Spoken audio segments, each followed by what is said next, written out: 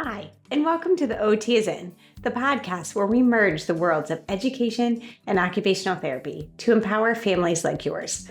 I'm Sarah Collins, your host, an occupational therapist and a homeschooling parent.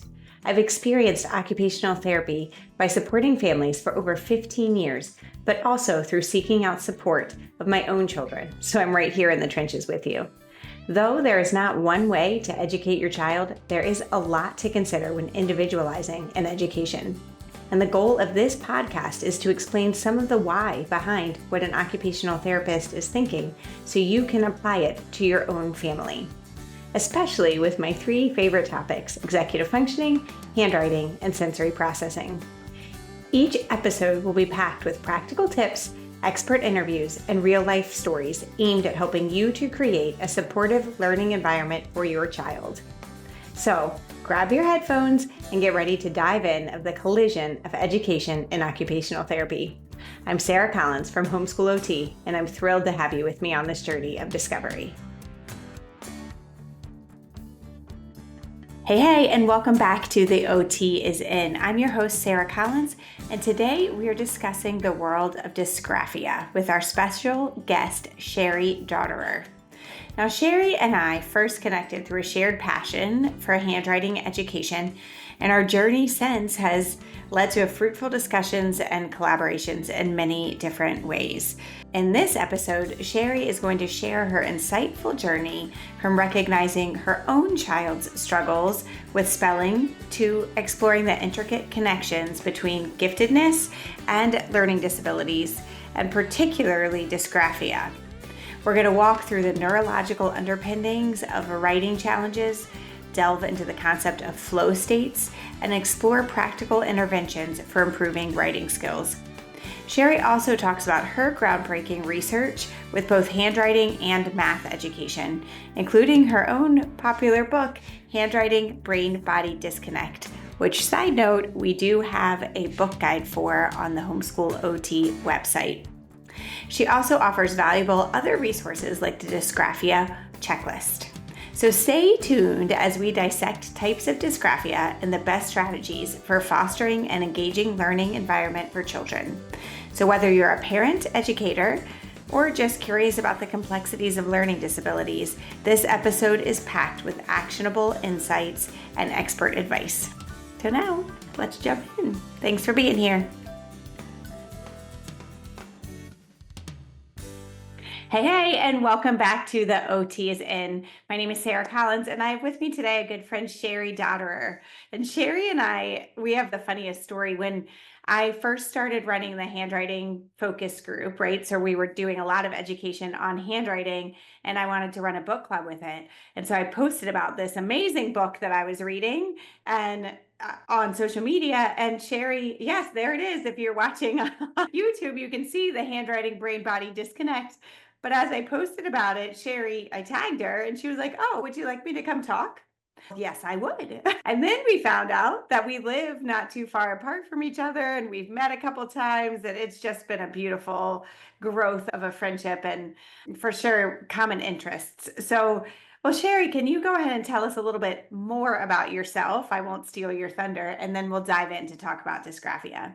Sure. Yeah, that was a fun experience. As a matter of fact, I think we actually drove 4 hours out of our way to connect with one another one time. That was fun. That That was that weekend. Yeah, I started working in school-based therapy, and one night I was working on this evaluation I had done that day. And my fifth grader comes in, "Mom, I can't spell, I can't spell." And I'm like, talking about you can't spell. You get hundreds on all your tests. It was one word. She had trouble with one word. It just totally destroyed it. She had such perfectionism. She just couldn't deal with it. But then I sat back and I'm going, wait a minute. She has struggles with spelling and she's gifted. He has struggles with spelling and he's learning disabled. Wait a minute. Is there some kind of connection here? And lo and behold, there is. Kids that are gifted can have a learning disability, and typically it is in writing skills. It doesn't matter whether it's by hand or by computer, they struggle. Mhm. And I was like, okay, so how do I help these kids and what do I do for them? And so Handwriting Brain Body Disconnect was my first rendition of helping students along the way. I was still working in schools throughout the time I was writing, trying out the things that I put in the book. 2018, I ran into a math teacher. Wait a minute. You're helping kids with writing. I need you to help me with math and stuff. And I went, I guess, but yeah, kids have more than just numbers that they struggle with. Yeah. They don't know how to write the parentheses. They don't know how to write the square root sign. They have difficulty. Everybody knows they have difficulty with word problems. But Mhm. there was more to the story. And the more that the math teacher and I really started digging into each other's world, we realized that we had something here that no other math program had. And last year, oh my gosh, it's been a year, February, we launched a new podcast. So, backtrack a little bit. August of 2002, I launched a podcast.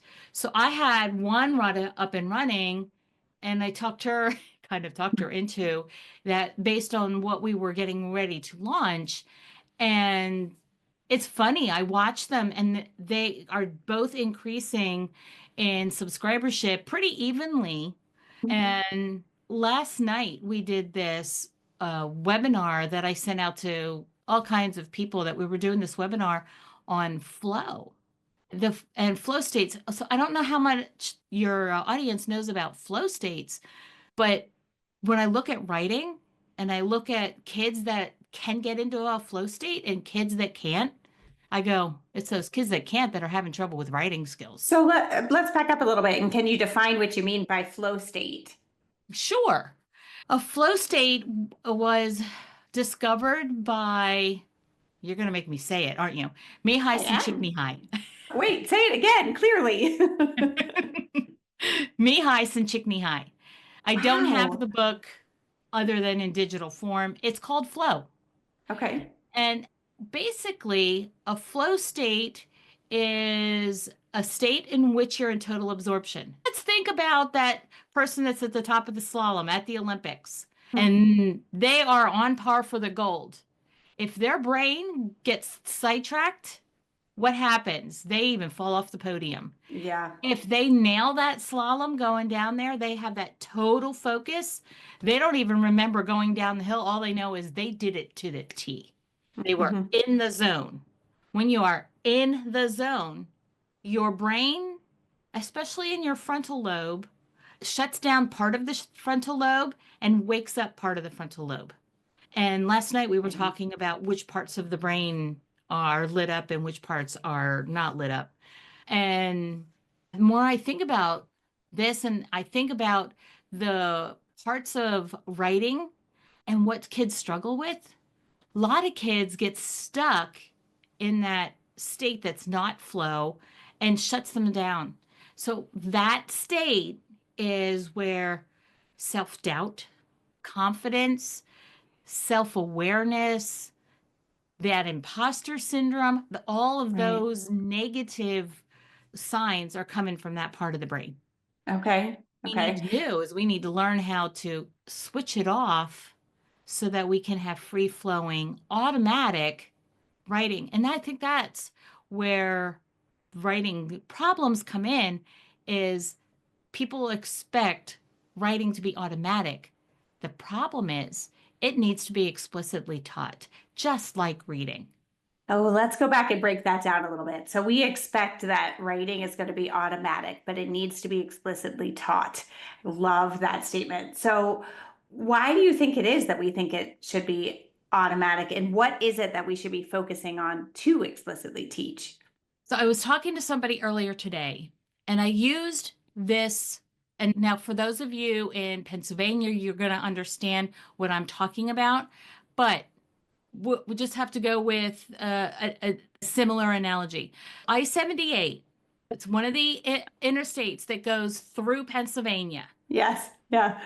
Some of the things that happen on Interstate 78 is there's a road that either is alongside it or is part of it.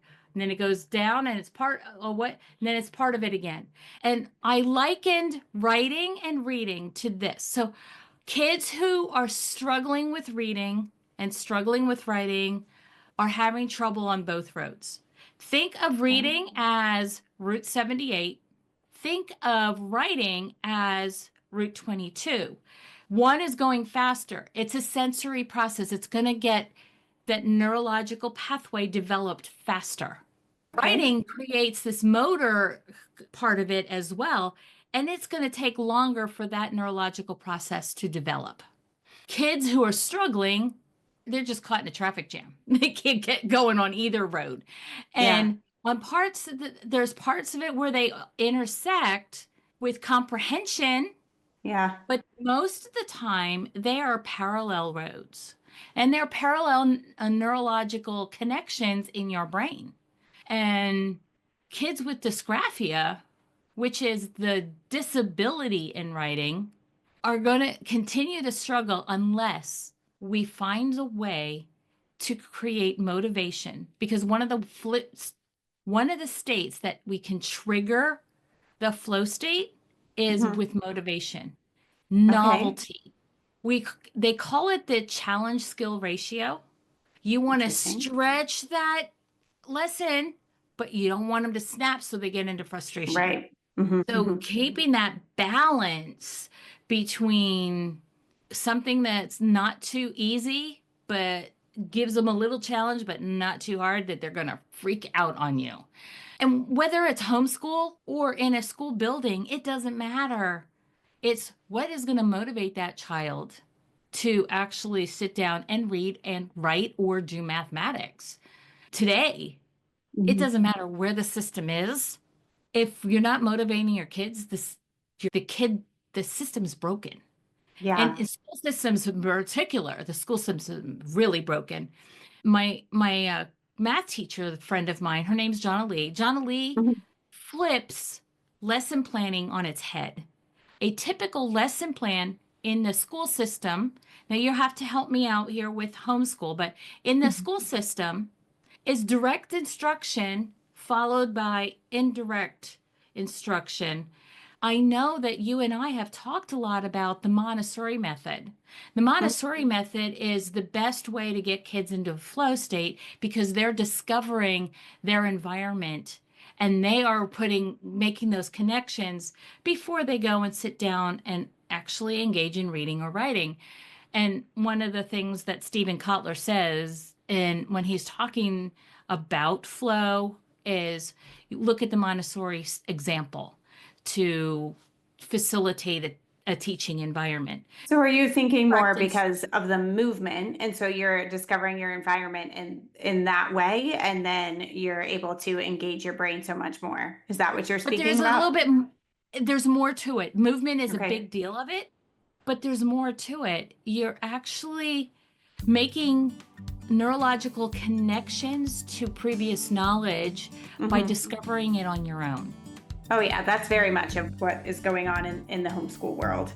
Hey there, homeschool parents. If you're looking for personalized support to help your child be successful in what they specifically need and want to do to occupy their time, see that word occupation in there?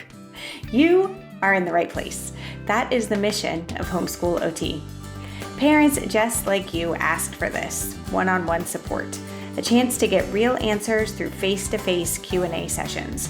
It's a way to cut through the noise of the internet and get direct, personalized guidance that you can trust. With practical advice and one-on-one support, you'll have the tools and confidence for your homeschool journey.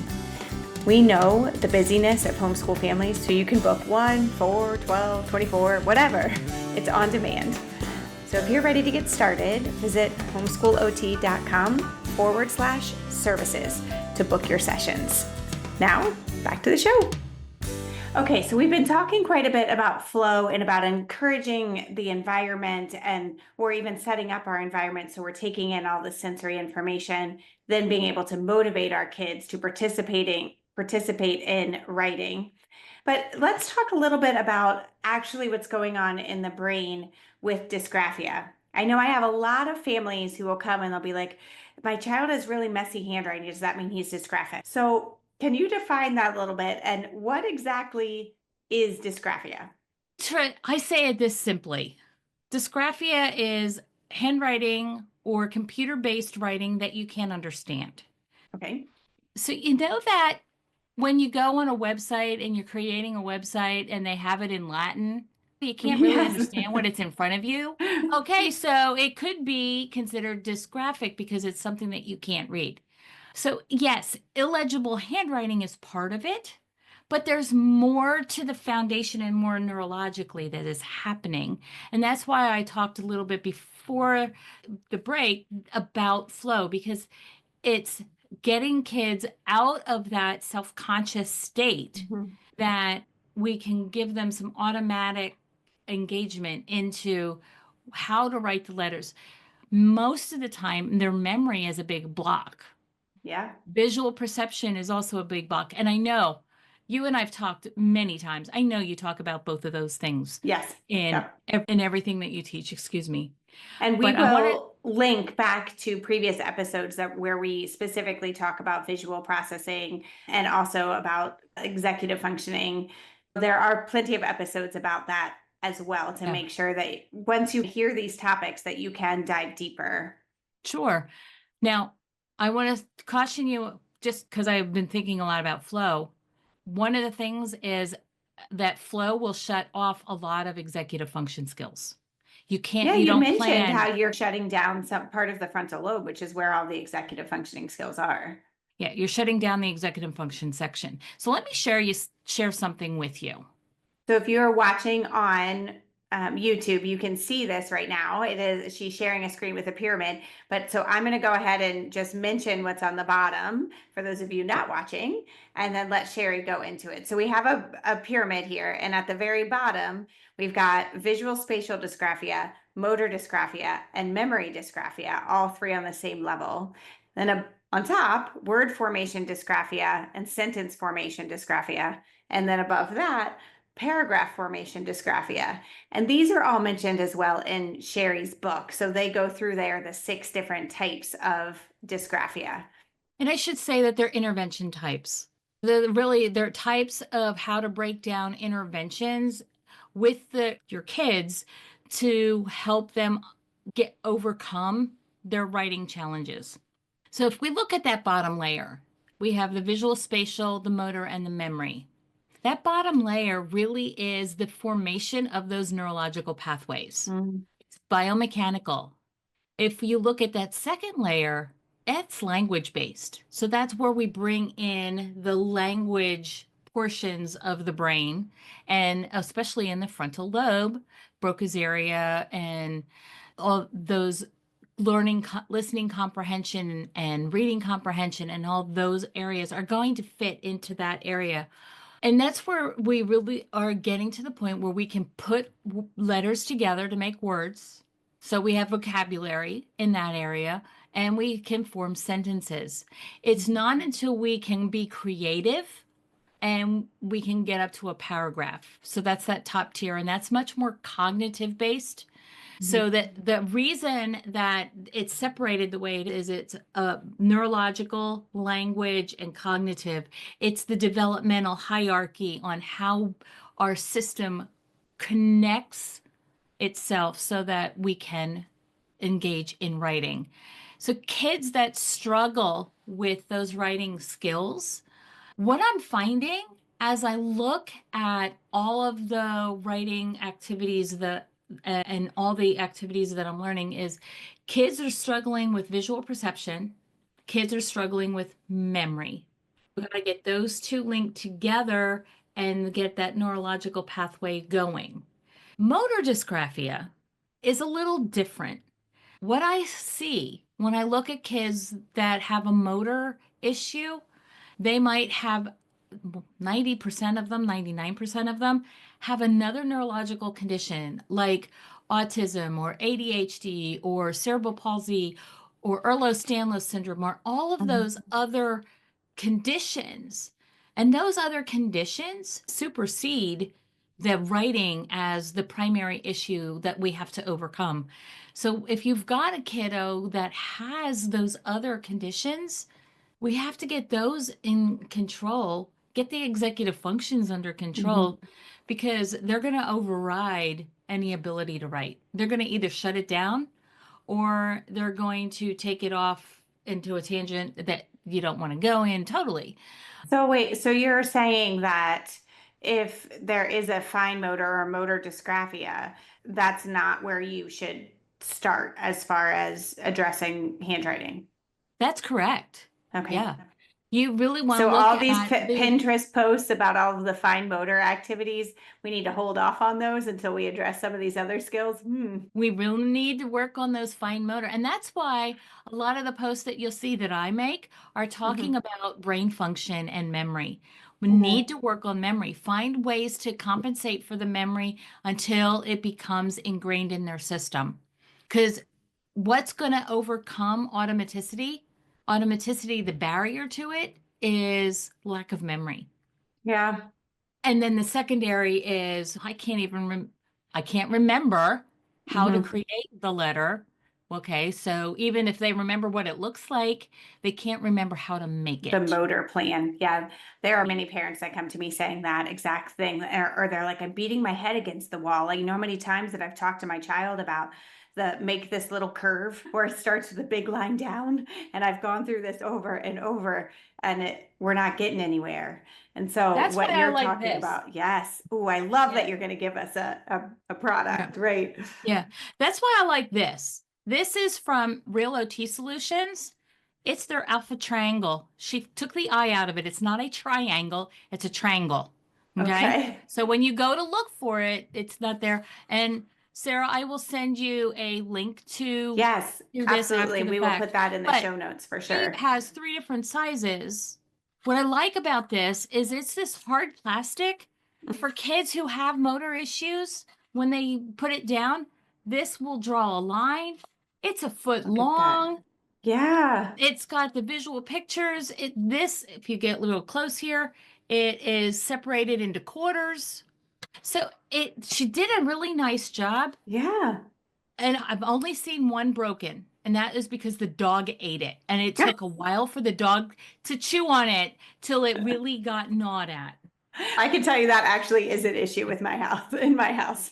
We even recently we go to a co-op and my son had to turn in writing and he literally was eaten by the dog. And I was like, this is not a lie. Like your homework was eaten by your dog and you are homeschooled. So that's a very odd thing that's happening here.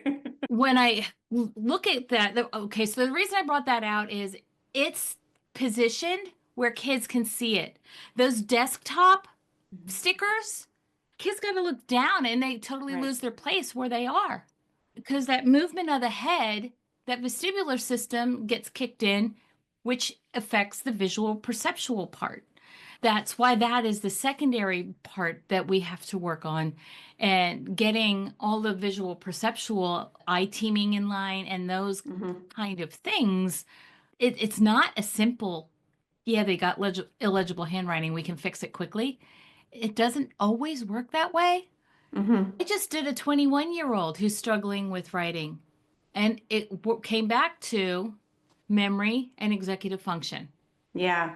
And so Because this is he, another conversation because there are so many times that parents are like, all right, so we've tried this for so long, right? And we've gone over and over like how to make an A and how to make a B, and this just isn't going to work for my child. So I guess I should just go ahead and do let's talk to text or whatever. But so there are, can you dive into that a little bit?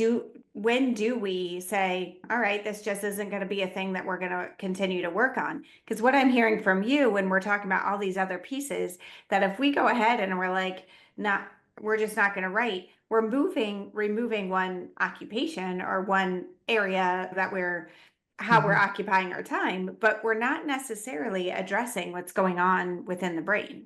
So how I address that with parents is do both. Do computer-based, do Mhm. handwriting, but do them at different times for different reasons.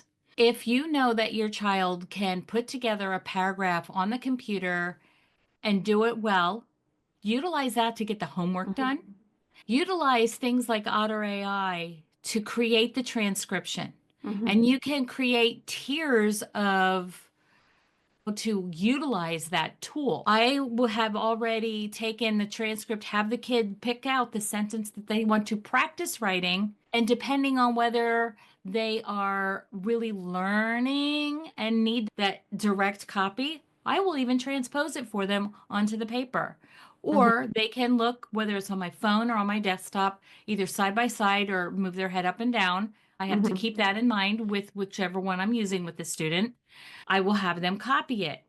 If we are looking at can they remember the sentence if they hear it, which is dictation. What I like about Otter AI is you can cover up the transcript and you can just use the audio file and you can play, stop, play, stop, play, stop, and they Mhm. can write one or two words. And then you're seeing how they're understanding their spelling and Yeah. what their memory recall is to create that sentence. Or we can go to the next tier, and that's self generation, where we talk about it, we record it, we play it back, but then they have to start from scratch and create a new sentence. Mhm. We can utilize those different tiers with that one tool, and it's Otter AI. I love that one. The other one that has saved me, I bought it when I started writing the book because I can't write a sentence to save my soul. As a matter of fact, earlier today, I was doing some stuff in the kitchen with my son, and I said this sentence, and I looked at him, and then he looked at me, and I said, "That was a totally backward sentence, wasn't it?" Like, I Yes. said, "I write like that too."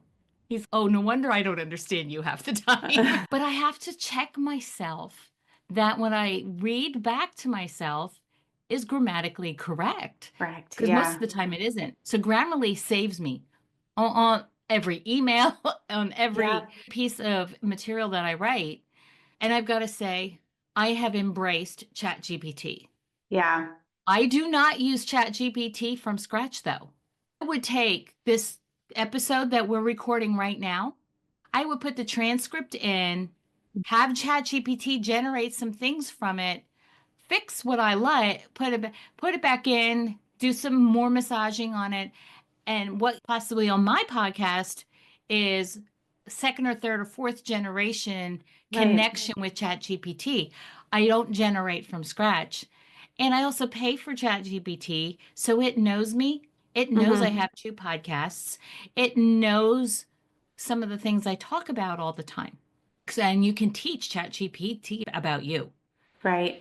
So So as parents are those coming through and they're listening, they're like, okay, so there's lots of different types of dysgraphia. So again, meaning it can mean basically any way that we have a disability with handwriting or a difficulty with handwriting. So we want to try to narrow hand down where get the word hand out for that sentence. in writing. Difficulty with Okay. writing skills. Okay. Okay. Even better.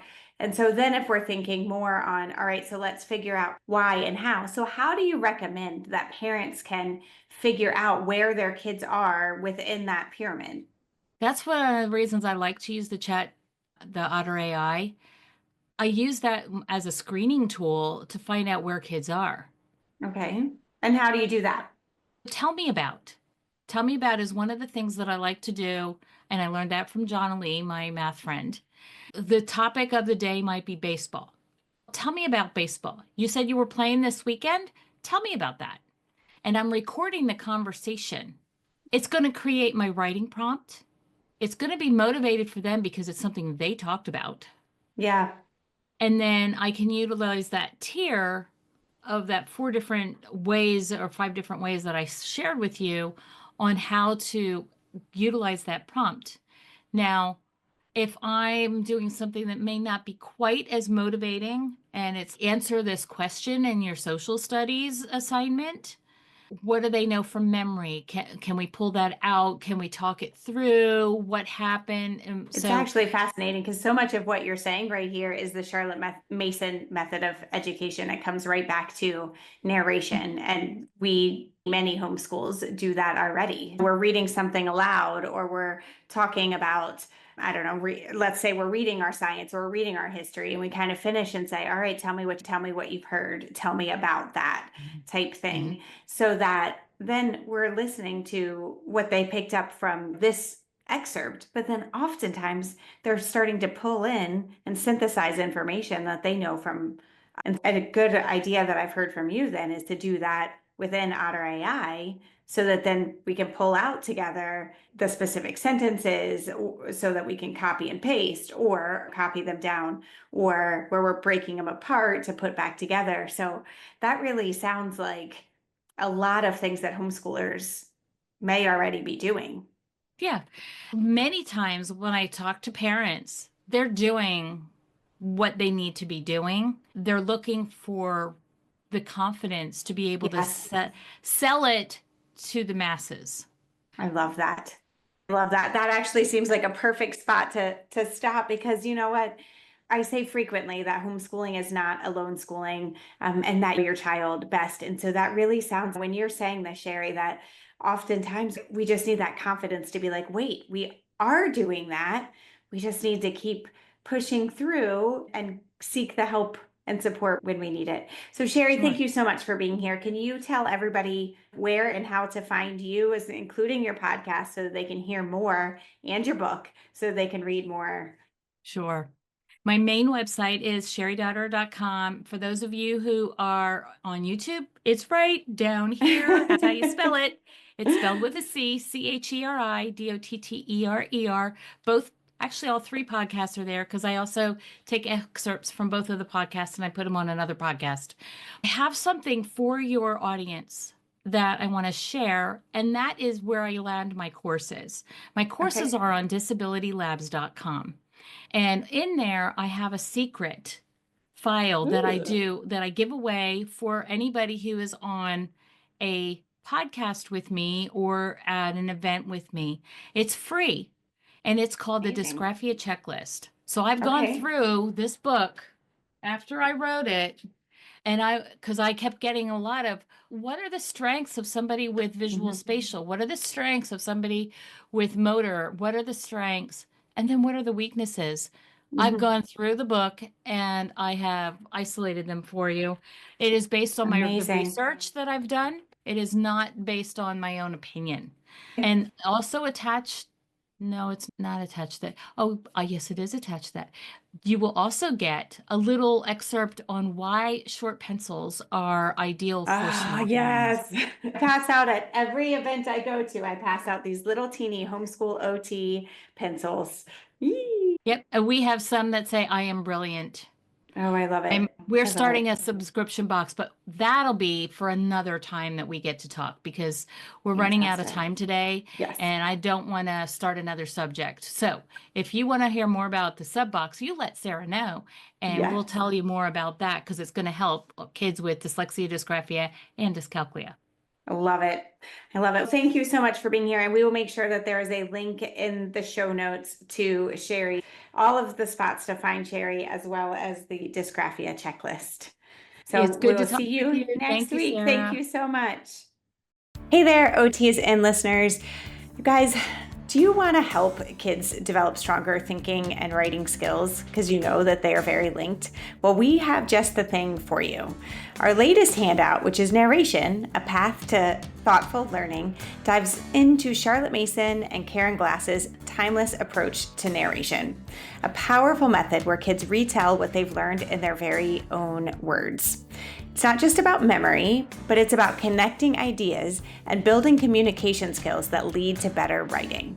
You'll get practical steps to guide children from oral narration to written expression, plus a special nod to Julie Bogart's Jot It Down program, who happens to be an OT-as-in guest on episode 56.